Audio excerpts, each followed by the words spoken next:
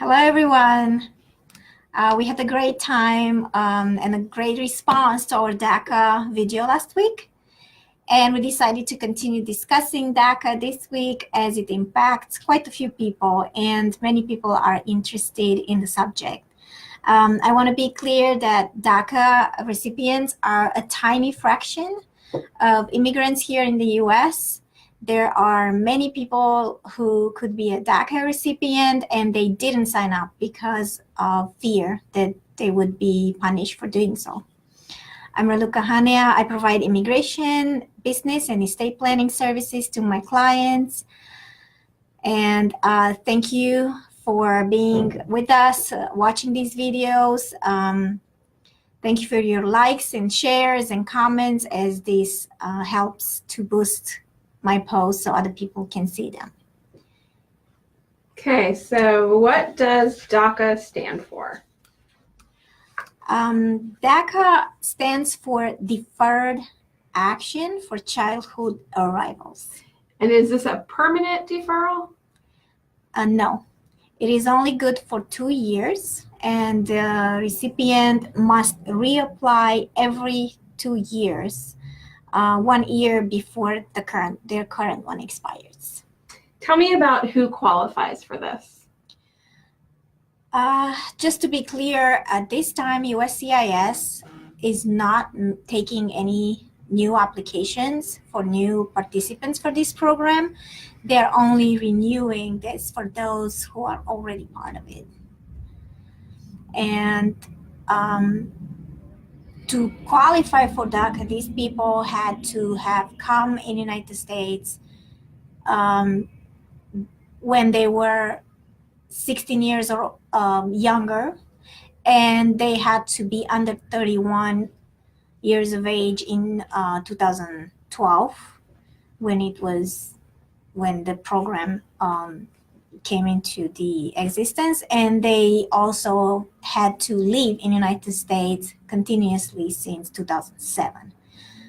In addition to that, they must not have any criminal history, and they have to have a high school diploma or B or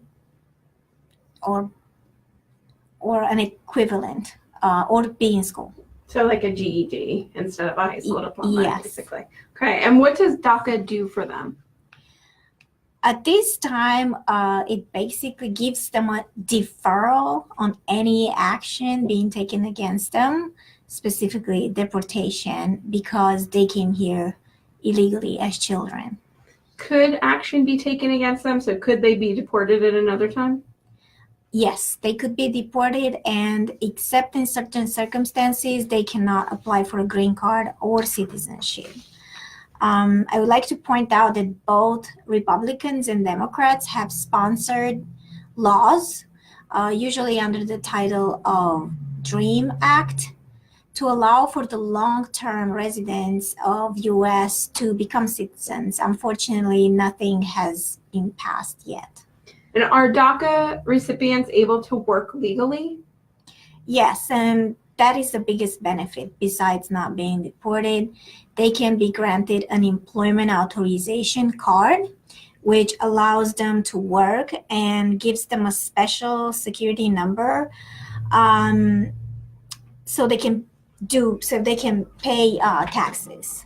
And it has been estimated that U.S. would lose $460 billion in GDP over the next 10 years without DACA. Okay, and just to be clear, is it a different number or just a social security number with limits? It's a social security number with limits because they are under DACA.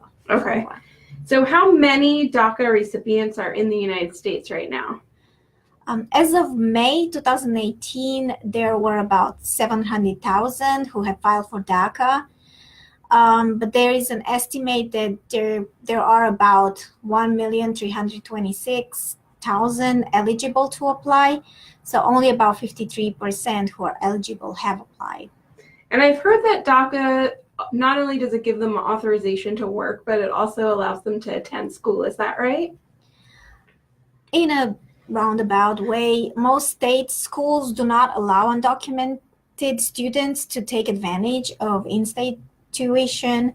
Now that they are documented by DACA, they are allowed to be a resident in certain states and are only charged in-state tuition.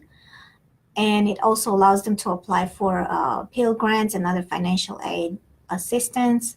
In Georgia, right now, currently, there are lawsuits pending, and there were actually some of them. They received orders against allowing the DACA recipients in Georgia to receive in-state tuition. So at this point, they can't in Georgia. They cannot. Okay. Are there any other ways that DACA benefits the United States? Well, because now they have now authorization to work. 45% of the recipients have gotten better jobs, and also some of they have increased their wages, which in turn, of course, it benefits the economy and increases the amount paid for taxes. Okay, is there anything else we should know?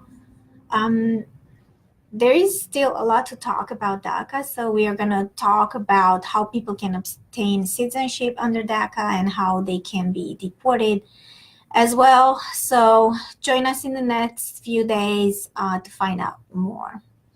And as always, we thank you for watching, and please post your questions below so we can answer.